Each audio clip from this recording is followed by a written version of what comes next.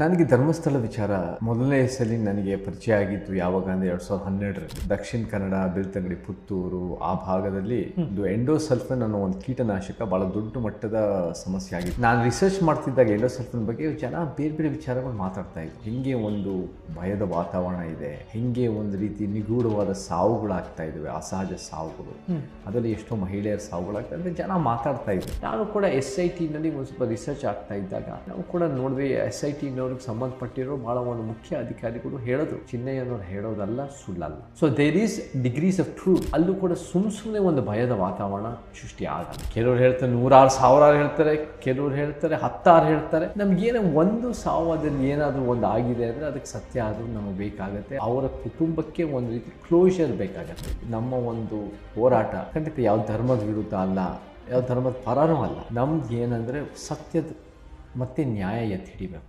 Sir, ಮೊದಲನೇದಾಗಿ ನಮ್ಮ ಚಾನಲ್ಗೆ ಸ್ವಾಗತ ಆ್ಯಂಡ್ ಅದರ ಜೊತೆಗೆ ತುಂಬ ಧನ್ಯವಾದಗಳು, ನಿಮ್ಮ ಒಂದು ಸಮಯವನ್ನು ಕೊಡ್ತಾ ಇದ್ದೀರಾ. ಧನ್ಯವಾದಗಳು ಅಭಿಷೇಕ್ ಅವರೇ. ನಿಮ್ಮ ಯುನೈಟೆಡ್ ಮೀಡಿಯಾ ಒಳ್ಳೆ ಜರ್ನಲಿಸಮ್ ಕೊಡ್ತಾ ಇದೆ. ಒಂದು ಇನ್ವೆಸ್ಟಿಗೇಟಿವ್ ಜರ್ನಲಿಸಮು, ಒಂದು ಸತ್ಯದ ಪರವಾಗಿ ನಿಂತಿದೆ. ಅದರಲ್ಲಿ ನನಗೂ ಭಾಗವಹಿಸೋಕೆ ಒಂದು ಅವಕಾಶ ಸಿಕ್ಕಿದ್ದು ಭಾಳ ಸಂತೋಷ. ಅದಕ್ಕೆ ಕಾರಣ ನಿಮ್ಮಂಥವರಿಂದ ಸರ್, ನಿಮ್ಮಂಥವರ ಇನ್ಸ್ಪಿರೇಷನಿಂದ ನಮ್ಮಂಥವರು ಮುಂದೆ ಬರುವಂಥದ್ದು. ಒಬ್ಬರೊಬ್ಬರಿಂದ ನಾವು ಕಲ್ತ್ಕೊತೀವಿ, ಒಬ್ಬರೊಬ್ಬರಿಂದ ನಾವು ಒಂದು ರೀತಿ ಹಂಚ್ಕೊತೀವಿ ವಿಚಾರಗಳು. ಪ್ರತಿಯೊಬ್ಬರಿಂದ ಕಲಿಯೋದು ಬೇಕಾದಷ್ಟು ಇರುತ್ತೆ. ಸೊ ನಿಮ್ಮ ಯುನೈಟೆಡ್ ಮೀಡಿಯಾ ಏನು ಉತ್ತಮ ಕೆಲಸ ಮಾಡ್ತಾ ಇದೆ ಅದು ನಮಗೂ ಇನ್ಸ್ಪಿರೇಷನ್ ಆಗುತ್ತೆ. ಸೊ ನಾವೆಲ್ಲರ ಜೊತೆಗೆ ಸೇರಿ ನಾವು ಒಂದು ಉತ್ತಮ ಸಮಾಜ ಕಟ್ಟೋದಕ್ಕೆ ಎಲ್ಲ ಒಂದು ಬುನಾದಿ ಹಾಕ್ತಾ ಹೋಗೋಣ ಅಂತ ಹೇಳಕ್ಕೆ. ಸರ್, ಈಗ ಇವತ್ತು ಮೇಯ್ನಾಗಿ ಮಾತನಾಡಬೇಕಾಗಿರುವಂಥ ಒಂದು ಉದ್ದೇಶ ಬಂದು ಮಾನವ ಧರ್ಮಕ್ಕೆ ಅನ್ಯಾಯ ಆಗಿದೆ ಅದರ ಬಗ್ಗೆ ಧರ್ಮಸ್ಥಳದ ಪ್ರಕರಣವನ್ನು ಇಟ್ಕೊಳ್ಳೋಣ ಉದಾಹರಣೆಗೆ. ಅದರಲ್ಲಿ ಈಗ ಧರ್ಮ, ಭಕ್ತಿ, ನಂಬಿಕೆ ಅಂತ ಬಂದರೆ ಸತ್ಯ ಅನ್ನುವಂಥದ್ದು ಒಂದು ರೀತಿಯಲ್ಲಿ ಅದರ ಬಗ್ಗೆ ಯಾರು ಕೂಡ ಧ್ವನಿಯನ್ನು ಎತ್ತೋದಿಲ್ಲ, ಎತ್ತಬೇಕಾಗಿರುವಂಥವ್ರೆ. ಅಂಥದ್ರಲ್ಲಿ ನೀವು ಸಂತ್ರಸ್ತರ ಪರವಾಗಿ ಧ್ವನಿಯನ್ನು ಎತ್ತಿದ್ರಿ, ಅವ್ರಿಗೆ ನ್ಯಾಯ ಸಿಗಬೇಕು ಅಂತ. ನನಗೆ ಧರ್ಮಸ್ಥಳ ವಿಚಾರ ಮೊದಲನೇ ಸಲ ನನಗೆ ಪರಿಚಯ ಆಗಿದ್ದು ಯಾವಾಗ ಅಂದರೆ 2012ರಲ್ಲಿ. ನಾನು ಅದೇ ದಕ್ಷಿಣ ಕನ್ನಡ ಬೆಳ್ತಂಗಡಿ ಪುತ್ತೂರು ಆ ಭಾಗದಲ್ಲಿ ಏನು ಒಂದು ಎಂಡೋಸಲ್ಫನ್ ಅನ್ನೋ ಒಂದು ಕೀಟನಾಶಕ ಭಾಳ ದೊಡ್ಡ ಮಟ್ಟದ ಸಮಸ್ಯೆ ಆಗಿತ್ತು ಜನರಿಗೆ. ಇವತ್ತಿಗೂ ಸಮಸ್ಯೆ ಆಗ್ತಾ ಇದೆ ಬೇರೆ ಬೇರೆ ರೀತಿಯಲ್ಲಿ.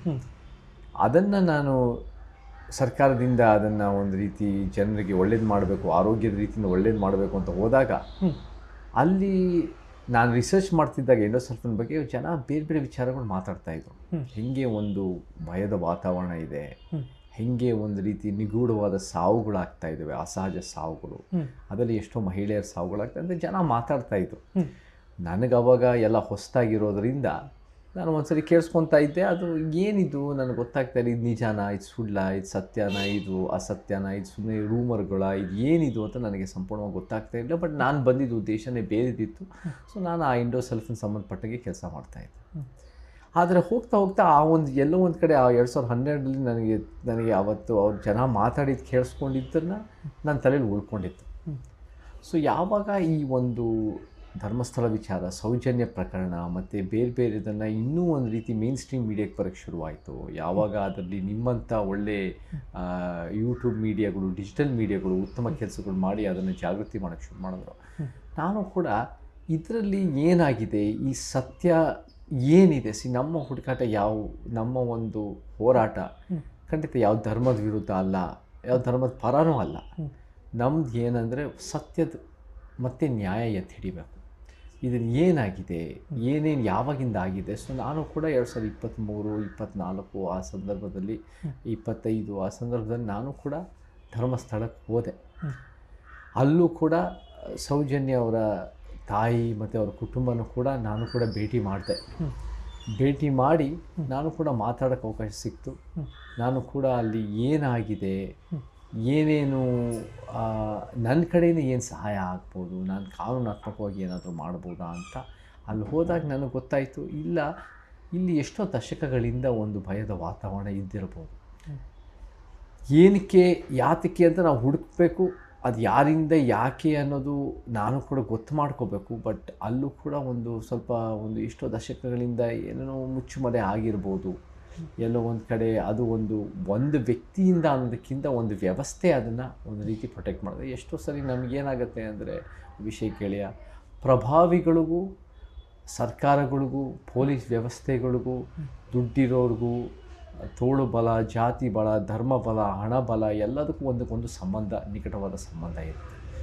ಸೊ ಅದಕ್ಕೆ ಸಂಬಂಧಪಟ್ಟಂಗೆ ಇದು ನಡೀತಾ ಇದೆಯಾ ಅಂತ ನನಗೆ ನಾನು ಕೂಡ ನನ್ನ ರೀತಿ ನೀವೇಗೆ ಒಂದು ಇನ್ವೆಸ್ಟಿಗೇಟಿವ್ ಜರ್ನಲಿಸಮ್ ಮಾಡ್ತಿರೋ ನಾನು ಕೂಡ ಒಂದು ಸ್ವಲ್ಪ ಇನ್ವೆಸ್ಟಿಗೇಷನ್ ರೀತಿಯಲ್ಲೂ ಕೂಡ ನಾನು ಕೂಡ ಅಲ್ಲಿ ಹೋಗಿದ್ದೆ, ಕೂಡ ಬೇರೆ ಬೇರೆ ಮಾಹಿತಿ ಬಂತು. ಸೊ ಅದಕ್ಕೆ ಸಂಬಂಧಪಟ್ಟಂಗೆ ನಾನು ಕೂಡ ಒಂದು ಹೋರಾಟಕ್ಕೆ, ಒಂದು ಸತ್ಯಕ್ಕೆ, ಒಂದು ನ್ಯಾಯಕ್ಕೆ, ಏನಿದು ಒಂದು ಅಸಹಜ ಸಾವುಗಳಾಗಿದೆ ಪ್ರತಿಯೊಂದು ಅಭಿಷೇಕ್ ನಮ್ಮ ಇದು ನಿಂತಿರೋದು ಡಿಗ್ರೀಸ್ ಮೇಲೆ. ಕೆಲವ್ರು ಹೇಳ್ತಾರೆ 100,000 ಹೇಳ್ತಾರೆ, ಕೆಲವ್ರು ಹೇಳ್ತಾರೆ 10,000 ಹೇಳ್ತಾರೆ. ನಮಗೇನೋ ಒಂದು ಸಾವದಲ್ಲಿ ಏನಾದರೂ ಒಂದು ಆಗಿದೆ ಅಂದರೆ ಅದಕ್ಕೆ ಸತ್ಯ ಆದರೂ ನಮಗೆ ಬೇಕಾಗತ್ತೆ. ಅದಕ್ಕೆ ಏನಾದರೂ ಅವರ ಕುಟುಂಬಕ್ಕೆ ಒಂದು ರೀತಿ ಕ್ಲೋಷರ್ ಬೇಕಾಗತ್ತೆ. ನಮಗೇನಾಗಿದೆ, ನಮ್ಮ ಮಗಳಿಗೋ ನಮ್ಮ ಕುಟುಂಬಸ್ಥರಿಗೋ ಏನಾಗಿದೆ ಅನ್ನೋದು. ಸೊ ಆ ಒಂದು ಪ್ರಕ್ರಿಯೆಯಲ್ಲಿ ನಾನು ಇವತ್ತಿಗೂ ಇದ್ದೀನಿ.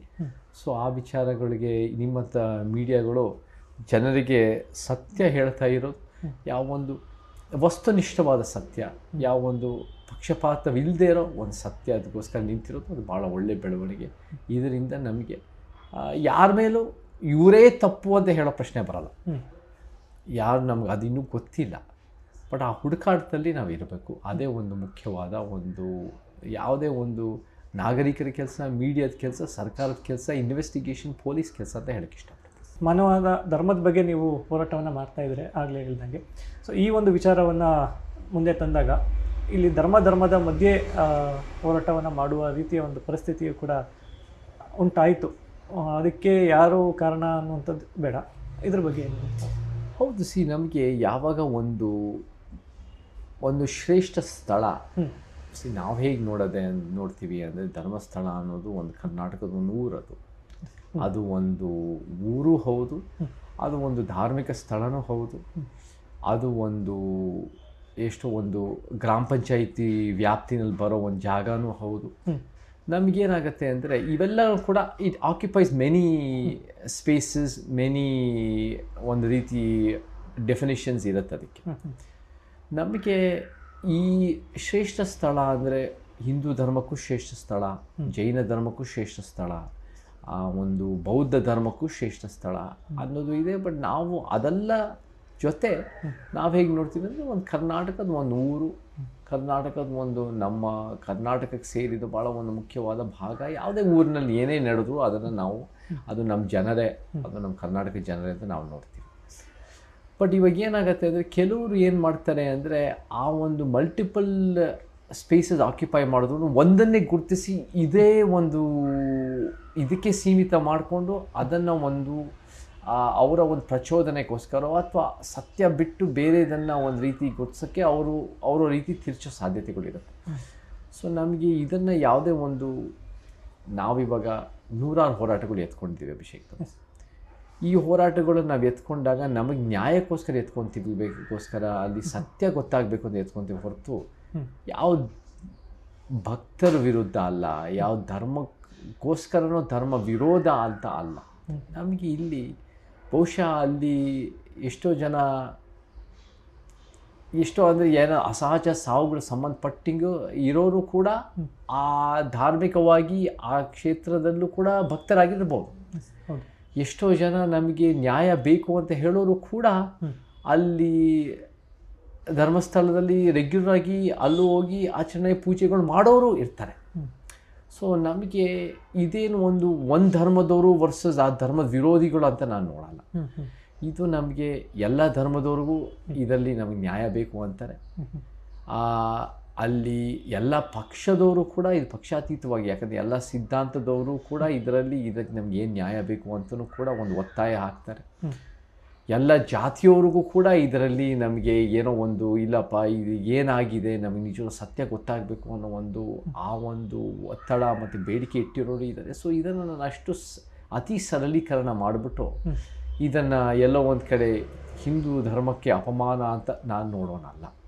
ಯಾಕಂದರೆ ಭಾಳ ಜನ ಹಿಂದೂ ಧರ್ಮ ನಂಬಿರೋರು, ಹಿಂದೂ ಧರ್ಮದ ಪರವಾಗಿ ಕೆಲಸ ಮಾಡೋರು, ಹಿಂದೂ ಧರ್ಮಕ್ಕೆ ಒಂದು ರೀತಿ ನಾವು ಹಿಂದೂಗಳಂತ ಹೇಳ್ಕೊಳ್ಳೋರು ಕೂಡ ಇದನ್ನು ನಮಗೆ ಸತ್ಯ ಗೊತ್ತಾಗಬೇಕು ಅಂತ ನಿಂತಿದ್ದಾರೆ. ಆ್ಯಂಡ್ ಸೊ ಆ ರೀತಿಯಲ್ಲಿ ನಾನು ಇದನ್ನು ಅತಿ ಸರಳೀಕರಣ ಮಾಡಿ ಇದನ್ನೆಲ್ಲ ಒಂದು ಕಡೆ ಧರ್ಮದ ಮೇಲೆ ದ್ವೇಷ ಅಂತ ನೋಡೋಣಲ್ಲ. ಆಮೇಲೆ ಇದು ಒಂದೇ ಹೋರಾಟ ನಾನು ಎತ್ಕೊಳ್ಳೋನು ಕೂಡ ಅಲ್ಲ. ನಾವೆಲ್ಲ 10 ನಾವು ಎಷ್ಟೋ ಹೋರಾಟಗಳು, ದೊಡ್ಡ ಹೋರಾಟಗಳು ಎತ್ಕೊತಾ ಬರ್ತಾಯಿದ್ದೀವಿ. ಸೊ ಆ ಹೋರಾಟದಲ್ಲೂ ಇದು ಮುಖ್ಯವಾಗಿ ನಮಗೆ ನ್ಯಾಯ ಸಿಗಬೇಕು. ಮತ್ತು ನಾನು ಆವಾಗಲೇ ಹೇಳ್ದಂಗೆ ನಮಗೆ ಗೊತ್ತಿದೆ, ನಮಗೆ ಎಷ್ಟೋ ಜನ ಪದ್ಮಲತಾ ಒಂದು